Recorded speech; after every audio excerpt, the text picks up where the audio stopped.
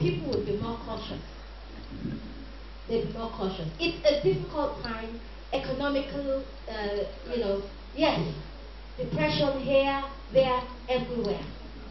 And so people have to be innovative and creative, and a lot of times we fail. A lot of times we end up leaving our children with housemates. A lot of times we end up leaving our children with uncles, with aunties, with no guidance. There's nothing wrong with doing that if you are also mentoring those people. If those people know what your values are. If those people know that, oh, mommy knows that African magic is not for us. So even though the auntie wants to watch it, I dare not put it on.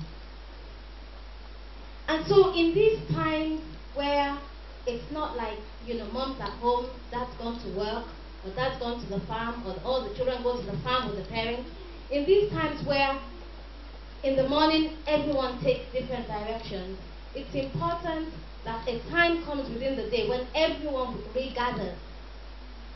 You evaluate your day, you talk about your day. Father spends time with the children, and I'm so glad when children say their fathers are role models. I think it's a good thing. I think it's a good thing. I think it's a good thing. It's a good thing when parents are part of their children's life. Ibrahim, I like what you said. The fact that your parents, your father will sit you down and would advise you, and you would reason together. Because some parents would just say, don't do this, don't do that, don't do this. They don't allow their children to think. So it's important that as parents, when we're talking to our children, when we're guiding them, when we're disciplining them, discipline should not just be about the cane. It should be about the children understanding why some things are wrong, number one. Number two, the consequences of those things if they do them. So that way you can then think for yourself, boys that touch. Hello? If I allow this girl to touch me, if I allow that boy to touch me, these are the consequences. My parents said this is what would happen.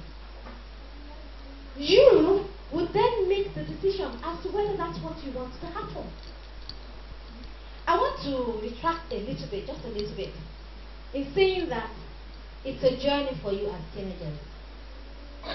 At the moment, you don't quite understand yourself. A lot of you are within puberty. And puberty is a confusing time. You don't know what you want. You don't know what you need. You don't know how you feel. Your emotions are all over the place. A boy does this and your heart goes, woo. A girl, does this, like the actions you say, wow. Your emotions are all over the place. You don't understand yourself because it's a journey. There's nothing wrong with that. I think I was 25 when I actually understood myself. When I knew what I wanted in a life partner. I think I went through phases where I didn't understand. And you are allowed. But during those phases, we need mentorship. You need you need friends that have good models. You need friends that have good models. And you need to have good role models as well. So parents, yes, it's a challenging task. We're going to have to be innovative with our time, creative with our time, but we have to make time. Sometimes you can't fix the time and say, yes, every Sunday we'll do this, but as long as you know at the back of your mind that these children are my responsibility and that I owe it to them. Their education is my responsibility, their emotional development is my responsibility, their social development is my responsibility, their physical development, their physical needs are my responsibility. I think if a lot of us had that, we might even pause and say, me, Uncle Lucky, I'm only having 4 children. I'm not having more than that. You might pause sometimes. Responsibility, parenthood is a huge responsibility.